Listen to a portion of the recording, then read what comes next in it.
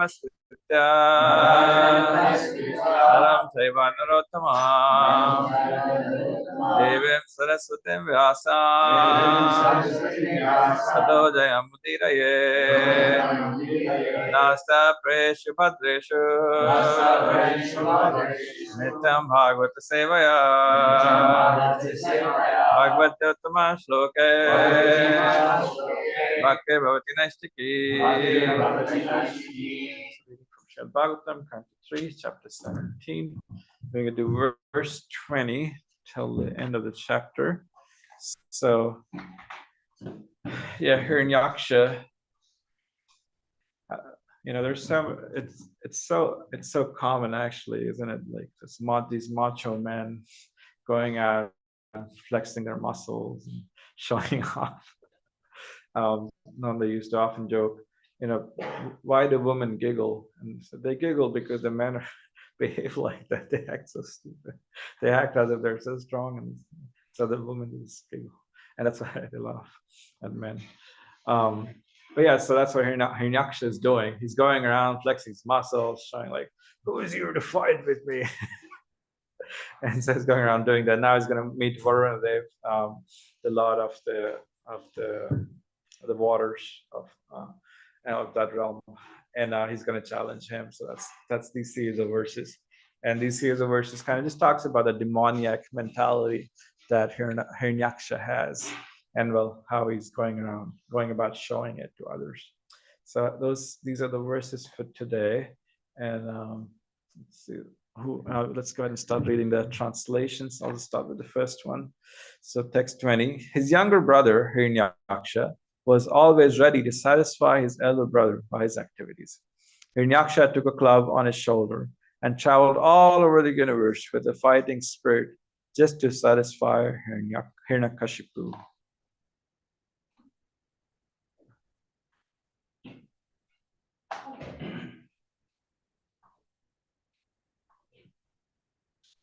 Hiranyaksha's temper was difficult to control. He had anklets of gold tinkling about his feet. He was adorned with a gigantic garland, and he rested his huge mace on one of his shoulders. Mental and bodily strength, as well as the boon conferred upon him, had made him proud. He feared death at the hands of no one, and there was no one checking him. The gods, therefore, were seized with fear at his very sight, and they hid themselves even as snakes hide themselves for fear of Garuda. On not finding Indra and the other demigods who had previously been intoxicated with power, the chief of the Daityas, seeing that they had all vanished before his might, roared loudly.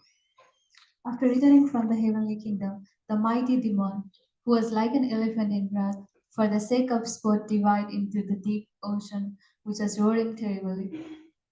On his entering the ocean, the aquatic animals who formed the host of Varuna On entering the ocean, the aquatic animals who formed the host of Varuna were stricken with fear and ran away. Thus Hiranyaksha showed his splendor without dealing a blow. Moving about in the ocean for many, many years, the mighty Hiranyaksha smote the gigantic wind-tossed waves again and again with his iron mace and reached Vibhavari, the capital of Varuna. Vibhavari is the home of Varuna, lord of the aquatic creatures and guardian of the lower regions of the universe, where the demons generally reside. There, Hiranyaksha fell at Varuna's feet like a low-born man, and to make fun of him, he said with a smile, "Give me battle, O Supreme Lord." You are the guardian of the entire sphere and ruler of wide fame, having crushed the might of arrogant and conceited warriors, and having conquered all the deitas and danavas in the world, you once performed a Rajasuya sacrifice to the Lord. Thus mocked by the enemy whose vanity knew no bounds, the worship lord of the water waxed angry. But by dint of his reason, he managed to curb the anger that had sprung upon him. And he replied, "Oh dear one, we have now desisted from the warfare, having grown too old for the combat." You are so skilled in war that I do not see anyone else but the most ancient person, Lord Vishnu, who can give satisfaction in battle to you. Therefore, O chief of the Asuras, approach him, whom even heroes like you mention with praise. Varuna continued, on reaching him, you will be rid of your pride, and at once you will lie down on the field of battle, surrounded by dogs, for eternal sleep. It is in order to exterminate wicked fellows like you, and to show his grace to the virtuous that he assumes his various incarnations like Varaha. Let's go to the verse 20.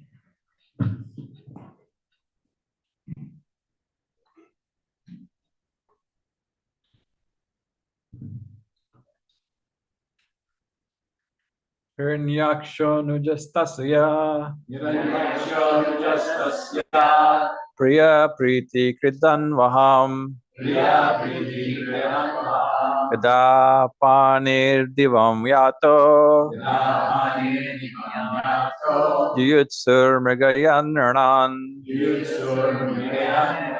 Hiranyaksho nujastasya Priya Priti Kritan Vaham Gada Pane Divam Yato Yuyutsur Mrigayan Ranan Hiranyaksho Nijastasya Priya Priti Kritan Vaha Gada Pane Divam Yato Yuyutsur Mrigayan Ranan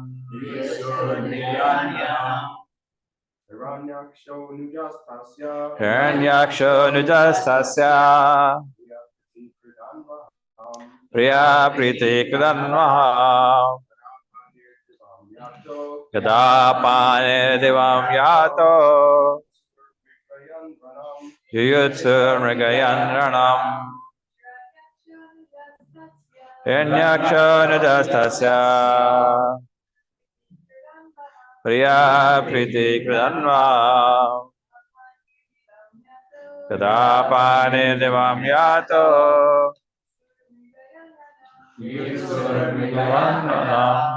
Hiranyaksho nujastasya Hiranyaksho Nujastasya Priti Kridanvaham Priya Priti Kridanvaham Gadapanir Divam Yato Gada Divam Yato Mridayandranam Yutsur Mrigayan Rana. Anyone else? All right, let's do the word to it together.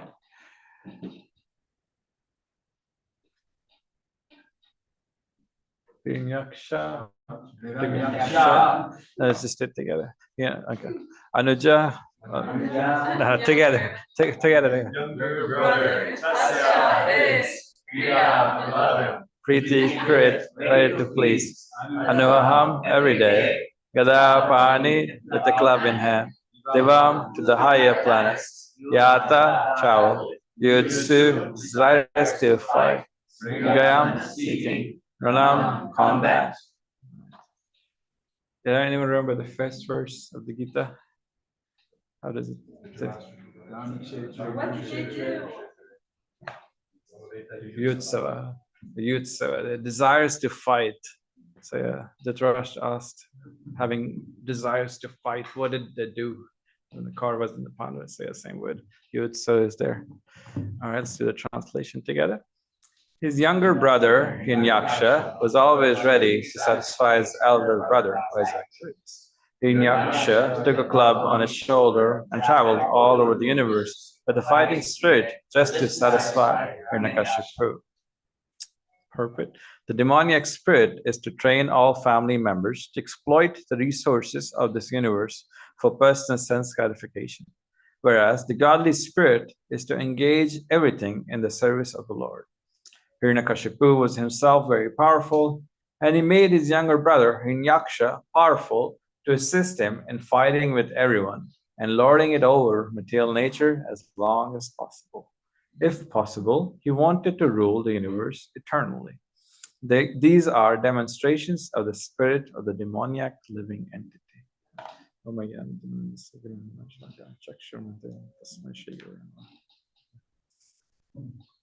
So yeah, Hirnaksha, he was following his authority, Hiranyakashipu, and I was thinking about authorities, how he was following his elder brother, and but how careful and how important it is who to follow in this world. There's all kinds of people out there, and it just makes me think of there was the famous trial in the 1960s of Adolf Eichmann. He was one of the generals, or I don't know what his position was, but he was high-ranking Nazi officer, and he was in charge of logistics for how the Jews would be transported and how they would be disposed of. And so he was in charge of that, and he had a major role. Was it? He was a manager, yeah, and a general manager, and but so he, like many Nazis, he escaped and he went. I think he was one of the South American countries, Argentina, and he was there and living his happy life. And one of the days, Mossad came and they kidnapped him and they put him in a trunk on a plane, and he woke up in Israel. And this was in 1960s, and this was one of the first publicized trials. And one of when I studied political science, Hannah Arendt, she's a political scientist, and she went there, and everyone was so eager to see this monster. Yeah, this Eichmann who was killed, who was instrumental in killing hundreds and thousands, if not more, people. And when she says that when she got there, she saw this old, frail figure who was sick. He was sneezing, and she was so eager to see this monster. And well, she didn't quite see one. All she saw was a bureaucrat, who did his job. And it just made me think about how important it is, what kind of, and that was the case often with many Nazi officers. They were just kind of like, well, we did our job, we did our duty. And that's often an argument made by soldiers, like, well, we were following orders, and but why are we at fault? And but there comes a time when one really has to question, like, what kind of an authority am I following? And there's always free will, of course. I mean, that's the whole thing with the whole Nazi thing and all that. But in general, I'm speaking more in general now. There's always free will, and in this case, yeah, here, and there's virtue. There's virtue in following your authorities, virtue in following your superior, and so forth. And but anyone remember any instances from the Bhagavatam or elsewhere in our scriptures where somebody defied authority in order to worship Krishna or do the right thing? Yeah, Bali Maharaj. That's the prime one that comes to mind, right? Where he, do you want to tell the story in brief? Lord Vamanadev came and was asking Bali Maharaj for 3 steps of land, and Shukracharya, the guru of Bali Maharaj, said, don't listen to him, he's Vishnu, he's going to take everything. And Bali Maharaj is thinking, wait a minute, I'm supposed to worship Vishnu, you're my guru, you've told me to worship Vishnu, so actually you're not fit to be my guru. And so he rejected him and gave everything to Vamana. Yeah. And so he rejected him, and I think at one point the Shukracharya said, if you do this, you'll lose everything. Yeah, and he did. He did lose everything. And but in the end, of course, he did receive everything also. And Shukracharya did bless him in the end. It was all happy, all good. But that was Shukracharya's role. His role was to guide the demons, and he was guiding them. But Bali Maharaj, being the grandson of Prahlad Maharaj, he realized that this is Lord Vishnu. And if Lord Vishnu is asking for, and yeah, especially if, what to speak of Vishnu, he's even said, this is a Brahmana. The Brahmana is asking, I've already promised, so I must give. And so that was one instance where, we see clearly where, somebody didn't follow the superior. And so, yeah, it's just so important what, who one follows. Do we follow our mind, or do we follow, good advice? Do we follow, just our senses, or, or do we learn from our seniors' experience and advice and so forth. And from the Bhagavatam, we follow Srimad Bhagavatam. And oftentimes it's hard to synthesize what the Bhagavatam is saying. It's often, Bhagavatam is so vast, and oftentimes it's hard. But if one really taps into Srimad Bhagavatam, if one really prays to Krishna, if really sees the Bhagavatam as a person, then the Bhagavatam speaks to us. And of course, the Bhagavat, the person, the other sadhus, other devotees, they also speak to us, of course. And then one just has to tune into that, and one can get instructions from anywhere. And the idea of the Guru Tattva, it's not 2D, 1D or 2D idea. It's not just one-dimensional. It can't just be like, well, of course we have Diksha Gurus and so forth, but the principle of Guru is that Krishna can speak through anyone and everybody. And we see that in the Bhagavatam. There's what's it, 24 Gurus? I forget the number. Is it something like that? Yeah, there's this whole part of the Bhagavatam where this person is talking about the 24 Gurus, and one can get instructions from everything, even from nature and so forth. And so, even Srila Prabhupada, when he was in India and he was distributing his, Bhakti Gavits, right? And he went to a librarian, and the librarian said, why are you distributing these magazines, or was pamphlets perhaps more so? And the people just gonna not take it seriously, they're just gonna toss it away. Why you should print books? And so that's when the Prabhupada worked on Easy Journey to Other Planets. He published that. That was the first small book. And so Prabhupada just, when he met this librarian kind of instructed him on this or gave this advice. Prabhupada felt this was Bhaktisiddhanta speaking. I believe that's what Prabhupada felt when he said that. And so many times instructions and guidance can come in so many different shapes and forms. And one has to see Krishna's hand in everything. And even sometimes where there are instructions or guidance that feel contradictory, or might feel like, okay, I don't know why this is happening, what's going on over here, but we still do it with some intelligence, and we take one step. But if we feel inspired, like maybe this is where Krishna is guiding me, then in time it shows like, yeah, this was for the best. But sometimes it can be a bit tricky. But yeah, Hiranaksha, he's been guided by his elder brother in the art of being a demon, how to be the best demon. Actually, Prahlad Maharaj said that, right, to Hiranyakashipu. Oh, best of demons. They were really good at what they were doing. They're really good at being macho. And so yeah, he was doing that and going around and conquering everything and everybody. But it just made me think of what's the value of choosing the correct authority, and the value of even critical thinking. Actually makes me think of another brother who defied his elder brother, but for Vishnu. Anyone remember who that was? I have a question. Oh yes, go ahead. Talking about authority and duty. Mhm. Who's obligated, karmically? We were talking about the Nazis. They were following duty, prescribed duty, according to Their senior, I guess. Regardless of their consciousness, they were doing these acts. So if someone is born in that regimen or whatever, and they don't really have the free will to choose what they want. Not to do it, because if they say no, then they're killed. So who's karmically obligated? Yeah, some thoughts on that.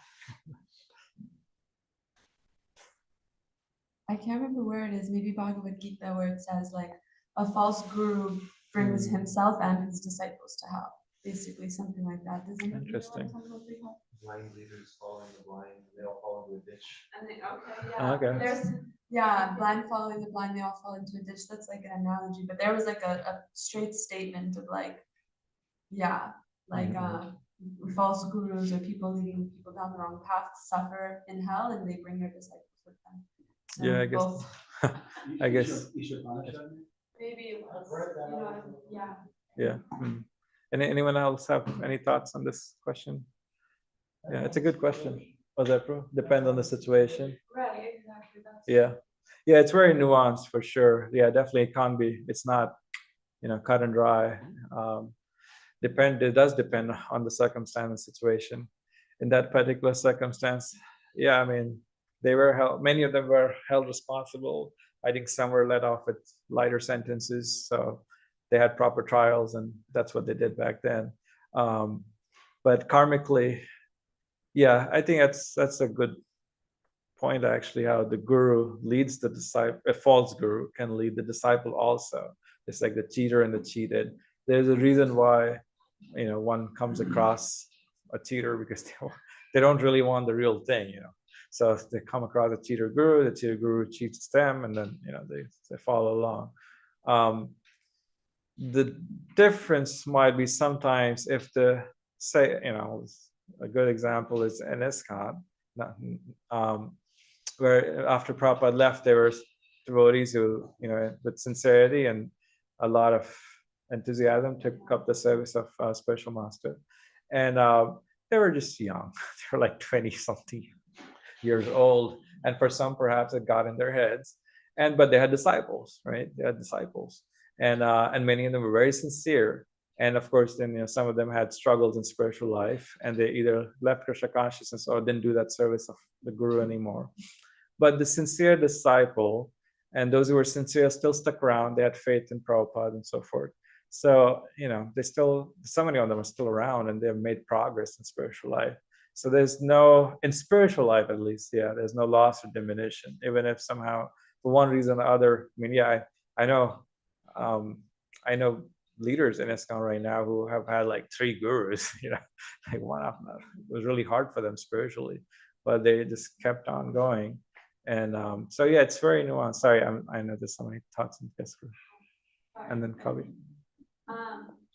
There was an example actually of this nuance when Prabhupada was still here. I think Prabhupada Priya told me this story at one point, that there were some devotees, there was a temple, and this devotee married this woman. I guess she was like maybe kind of interested, but she wasn't fully. She was offering meat on the altar, basically. She was offering chicken on the altar, and the devotees knew about it, but they didn't really question their temple president, and they just kind of like humbly served. And if my memory is correct, then when Prabhupada found out about this, of course he stopped it and did the necessary, but he also praised those devotees who just stayed like faithfully serving in the temple and did their services and didn't lose faith over it. So. He chastised the leaders, for sure. Yes, bro. Okay, so same question, but now that other example. Now, say those young gurus, Can you use the mic so that they can hear on the broadcast? Those young gurus, that maybe lost direction. Now they had disciples. Now, then who is obligated karmically? Oh, who is obligated karmically for the disciples? Who's by their decision. Is it the guru, or does the disciples go to hell too? And like, this, for example,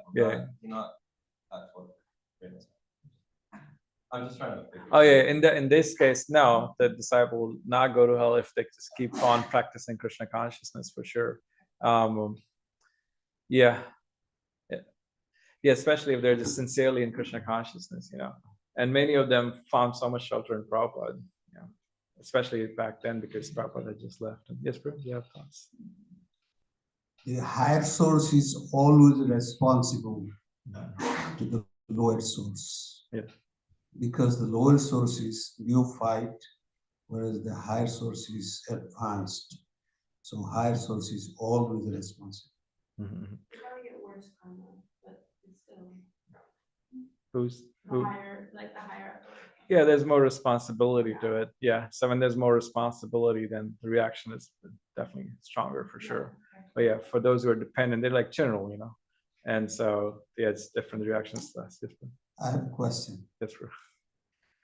If at all we claim that we are devotees, why we talk about the demons? Why we talk about the demons? That's a good question. What do you think, bro? I think because we need to learn lessons from Yeah. bad things, what you do. Yeah. That's the thing. It's like if you don't give the examples, people think Can you use the micro so they can all hear? So if you give the examples of the bad thing, people will remember, okay, if I do this thing, this will happen. So that was the reason, I think. Yeah, that's a good one. Yeah, I mean, we all have the devotee in our heart, and we have the little Hiranyaksha in our heart also. So we also have to learn. Yes, bro. Maybe I could answer a little bit. We're all, even though we're engaged in bhakti yoga and in the regular principle of bhakti yoga, we're still within ourselves. That battle is going on between the divine and the demonic nature until we reach the stage of pure devotional service. Let me give one example of a similar point. When Prabhupada first came to York, he had just this little group of young followers, and they're wondering, why is he always talking about these Maya bodies? Who are these Maya bodies? They figured it must be some group in India that Swamiji had some run-in with, and he still had a grudge. So anyway, one day they were reading from Bhagavad Gita, and they Prabhupada hadn't printed his Bhagavad Gita as is yet, so they're reading from an impersonalist version. They just read the translation, and Prabhupada would comment, they wouldn't read the purport. So, but one day he said, well, read the purport. This was Ramakrishna's, what's his name? Anyway. Yeah. They read one purport, and Dr. Radhakrishnan, yeah. So the purport was something to the effect of, it's not actually to Krishna that we must surrender, but to the unborn within Krishna. And Prabhupada became angry and was preaching about this. And one of the young devotees there, well, maybe he wasn't a devotee yet, but he fancied himself as something as intellectual. He started defending Radhakrishna. He said, yeah, actually, he's right. He was quoting all kinds of sources, the Upanishads and Lao Tzu and the Bible and everything else. And Prabhupada finds, are you finished? And when he was finished, Prabhupada just laid it. No, it's not the unborn within Krishna. It's Krishna.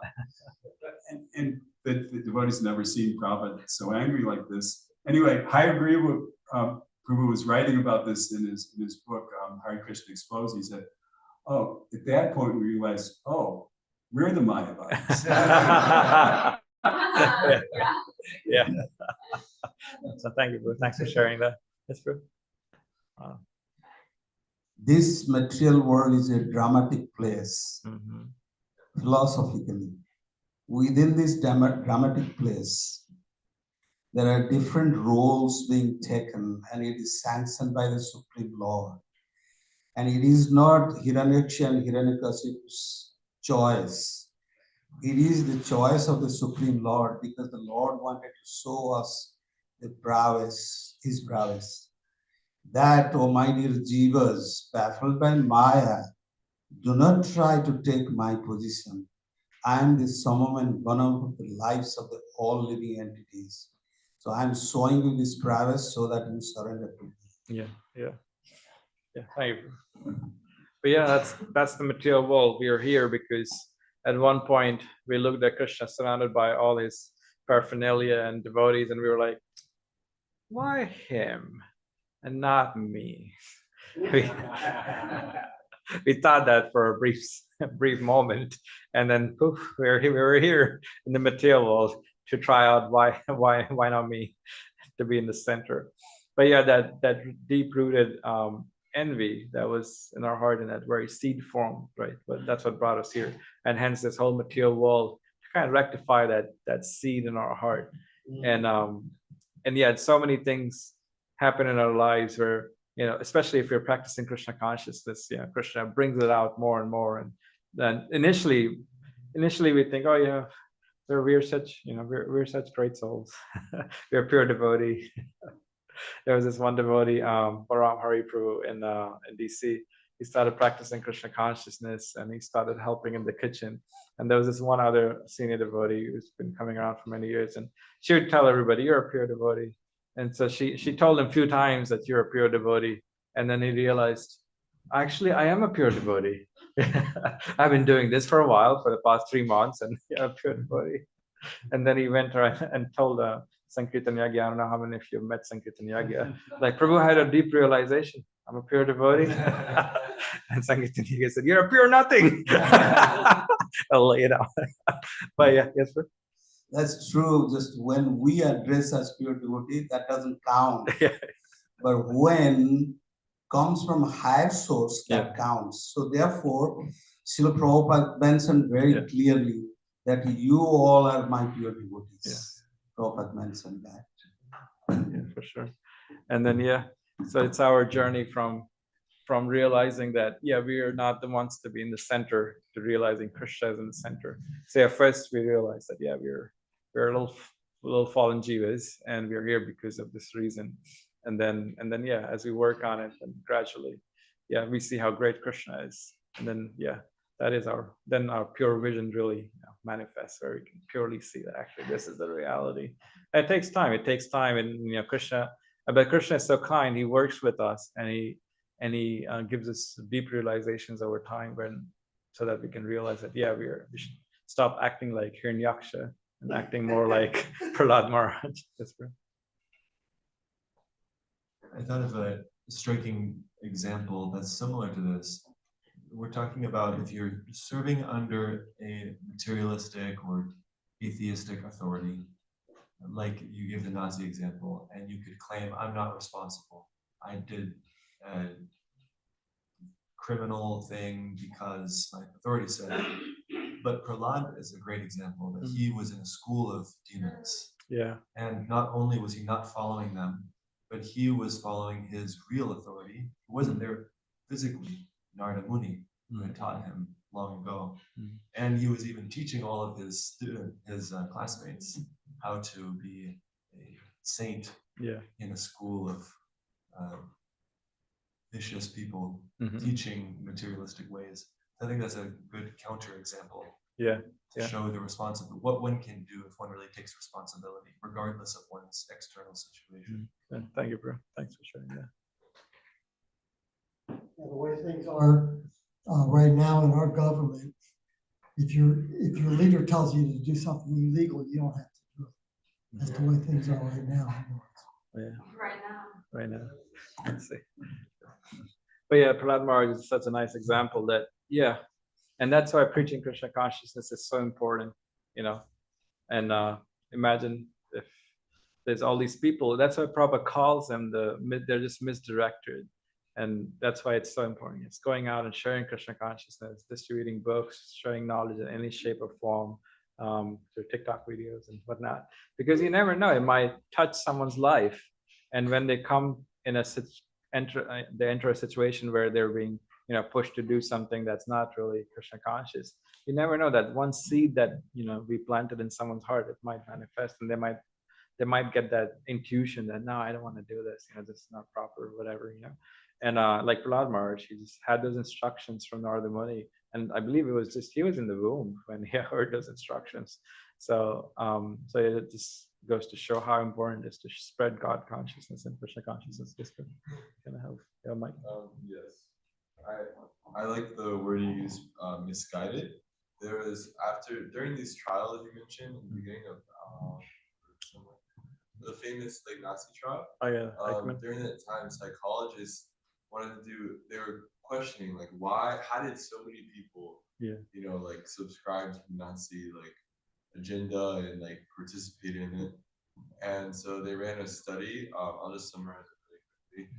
Where they had an actor on one side of the screen, and then people in serious lab attire, telling them okay, we're going to teach them a language and administer a shock. And they found out that 2/3 of the people when told by an authority administered a deadly shock, a shock that had a skull emoji next to it or something. And the study just goes to show that we are way more subject to our environment than we ever care to believe. And the power of association and having the right authority is, it's not that these so many Nazi soldiers, like, are they all inherently corrupt? No, it's just they like had the wrong guidance, and it's like, I mean, we can all be subject to it, you know. And we hear about Prahlad,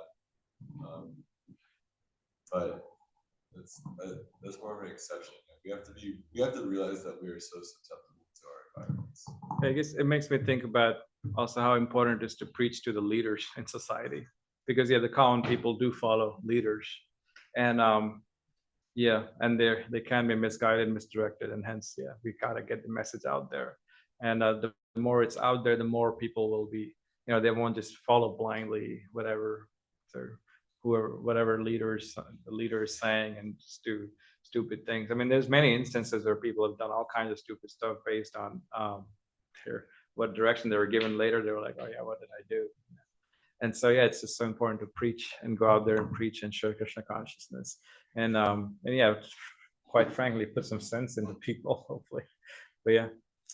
But it's true. In general, the principle is there that the common person, people just follow leaders. They do as they're told for the most part. Yeah. And any other thoughts before we move ahead? I had one more point. There is this prayer by Narottam Das Thakur, and I was thinking about anger and the demoniac qualities, and he talks about the 6 enemies of the mind. Lust, anger, greed, envy. I'm forgetting 2 more. Let's see, pride and illusion, right? Let's see, lust, anger, greed, illusion, madness, envy, and pride. Yeah. Okay, is that 7? Maybe 2. Maybe madness and what is together? Illusion is like together. Okay. So it talks about these enemies of the mind, and but he also talks about how it can be engaged. Each one of them can be engaged in Krishna's service, because these 6 things really kind of create that demoniac tendency. And if you see Mr. Hirnyaksha over here, full of anger, full of going out and conquering, and of course his brother is going rah, go ahead and do it, conquer. And so all these tendencies, we are like mini Hiranyakshas. We have many Hiranyakshas in our hearts, and so to varying degrees, and so it comes out in these symptoms. And the conditioned soul can have so many of these feelings and these emotions that come up throughout our lives. And as we go in our journey of Krishna consciousness, we gradually train ourselves how to use it in Krishna service. Especially for anger, Prabhupada gave that example of Hanuman, right? Hanuman had anger, so he uses anger to burn Lanka. With his rage, he was able to burn the entire city of golden Lanka. And so anger can be used sometimes, but it has to be really at the right place, time and place and circumstance. And Narottam Das Thakur talks about it. He says, Thane, it's the right place. It has to be used, all these various emotions. And it can be used in, I think the purport said that, right? It can be used in Krishna service. Everything can be used in Krishna service. It says, the demoniac spirit is to train all family members to exploit the resource of this universe for personal sense gratification, whereas the godly spirit is to engage everything in the service of the Lord. So Narottam Das Thakur talks about how we must have greed to hear more and more about Krishna. So have to use greed and lust in that way, really greedy, and And he talks about the Goswamis, how the Goswamis were always eager. They were never thought that we have Krishna right now, and we got it down. We're writing all these books. We're never great. We're gonna make Vedic India great again. But they didn't think like that. They just thought about how I'm missing Krishna. Where is Krishna? Where is Krishna? So that was their mood for the Goswamis. And so they used the greed and lust in that sense, in that way. And illusion was, Narottam Das Thakur talks about how illusion comes about when one cannot see Krishna, and they feel like I'm in illusion. I'm going mad, not being able to see Krishna. So all these emotions can be there. It can be seen in light of Krishna. And envy, Prabhupada often talks about envy and jealousy, and he talks about how envy and jealousy, he says, it's conspicuous by its absence in the spiritual world.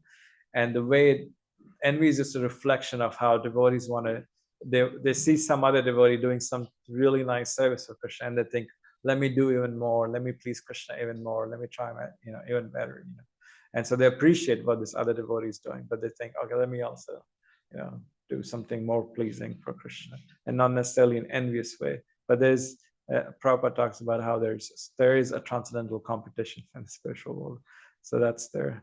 But yeah, all these feelings can be dovetailed and used in Krishna service, and can be seen in a Krishna conscious way.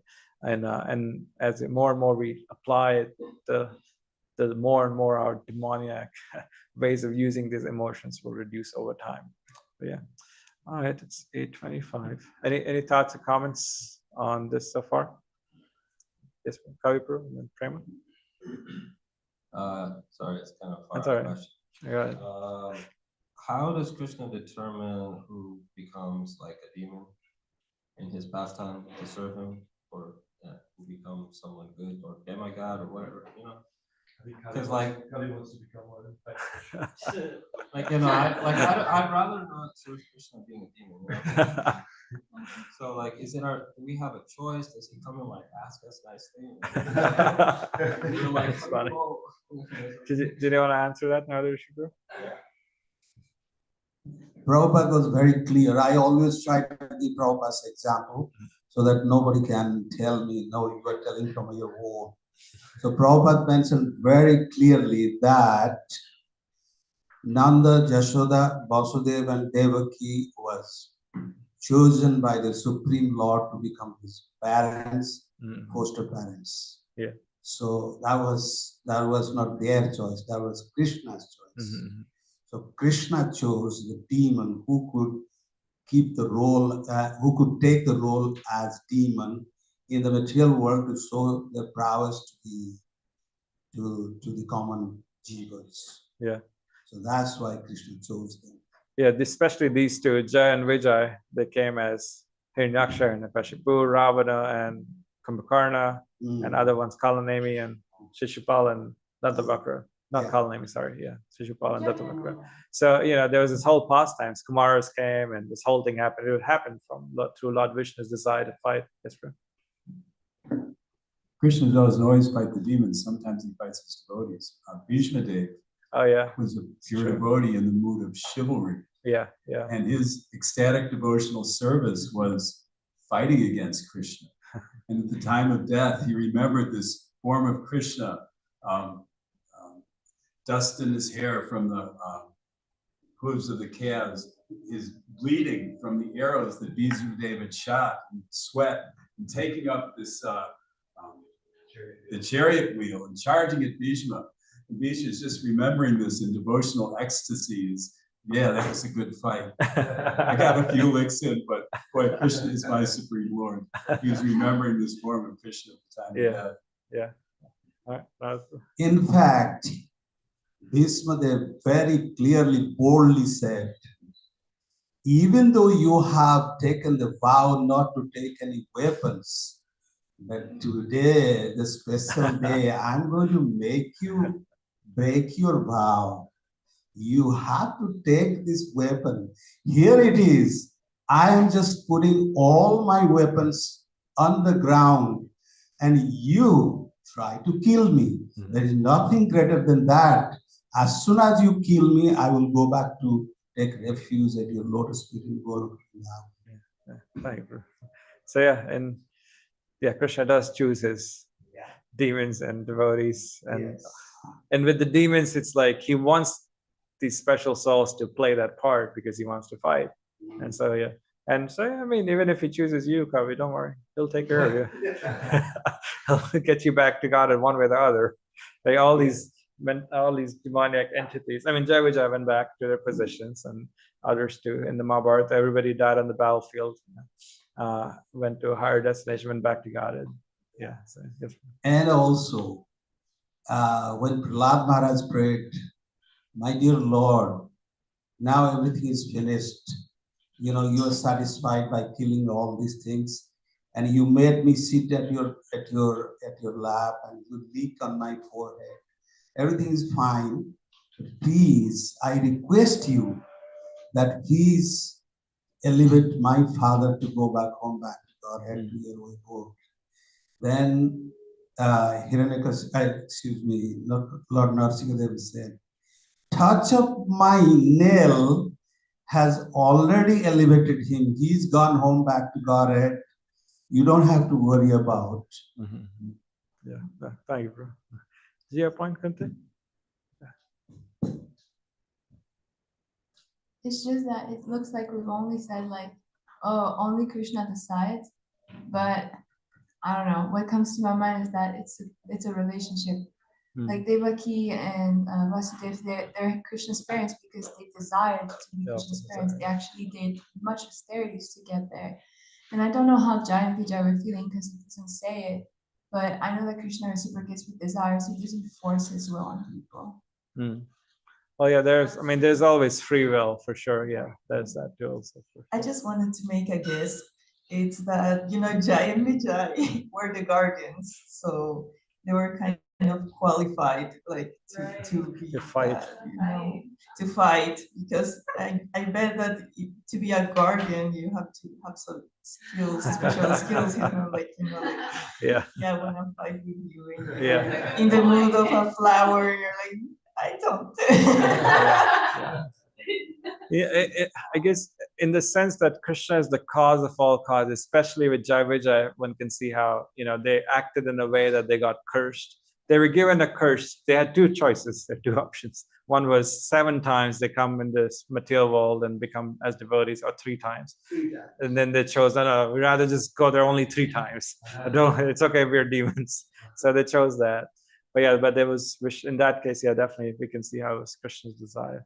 But for sure, there's also, of course, the spirit soul has a unique relationship with Krishna, eternal relationship, and Krishna likes that. Krishna likes having those unique relationships. So there is some free will for sure, and it's like one and different at the same time. And so Krishna is the cause of all causes, but there is some free will also. Yes, bro. You can fight with the Supreme Lord. He doesn't mind. He doesn't mind, He realizes that, but can't fight with his pure devotees. But his pure devotees. Yes. In Krishna Lila in Vrindavan, they would have wrestling contests with the coward boys and Krishna. Sometimes Krishna would lose.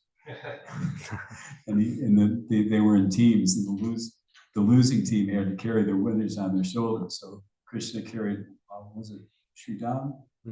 Carried one of his coward friends on his shoulders.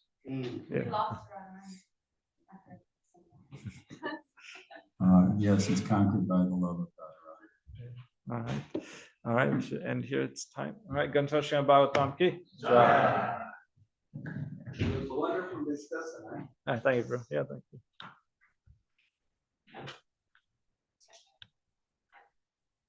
Let's practice inside there. Yeah. Go there.